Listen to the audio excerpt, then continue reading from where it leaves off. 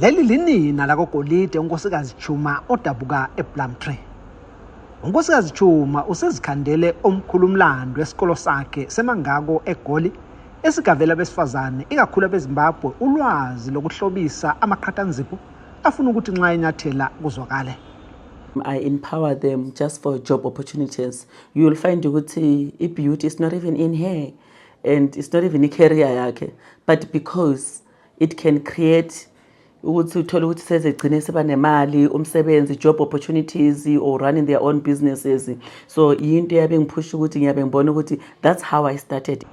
Unkosikazi Chuma uthi zehla zijuluke ezentokozo nxa esebona izinkulungwane zabomama abebhekane lenhlupho esabekayo sebekhomba ngophakathi ngenxa yamakhono abagavela wona.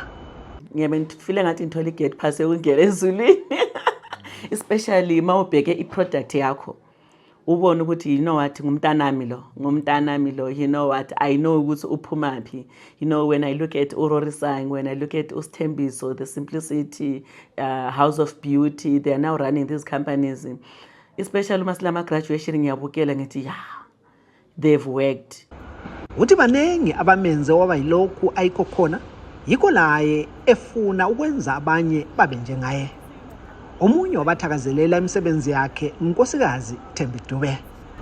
Usicharity ukukhulisa abantu abaningi abanye ba overseas. Many people they've gone overseas from rural areas. Umuntu ubone excited ukugibela nje inqola moya for the first time. Uyabona uthola ukuthi ujabulile, you know. That yena mayibona umuntu ejabule ekhuphuka is her joy as well, is her strength, you know.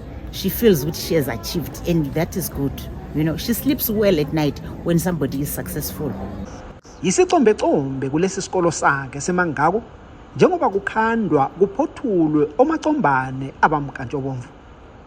Abanye zintshantshu zokucomba ubuso, kanti abanye sekuzingcithi zamaqhathanzipho bese kusiba labo nakantshiya labo nasibutubutu abakubotoza igazi ligijime. Unkosazana Juliet Chinyanganya wenza phose konke lokho. Senza amazipho, massage, makeup, lena ifayile ngizenzile, na waxing, eyelashes. Bebeqinisile abadala uma bethi ikusasa liyabekelwa njengoba nangu kuphela labo unkosikazi Chuma abebafundisa ukubhiconga yibo lamhlanje asebethi bangambamba bamchiye ebutshelezi okwejiji.